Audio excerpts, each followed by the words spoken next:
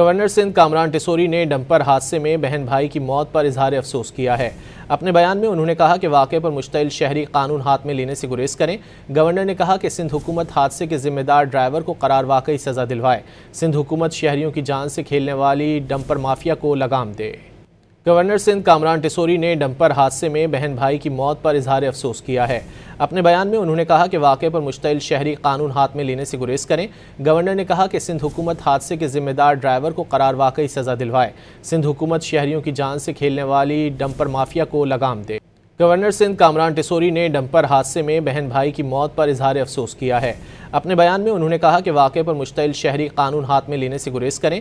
Governor ने कहा कि सिंध हुकूमत हादसे के जिम्मेदार ड्राइवर को करार वाकई सज़ा दिलवाए। सिंध हुकूमत शहरियों की जान से खेलने वाली डंपर माफिया को लगाम दे।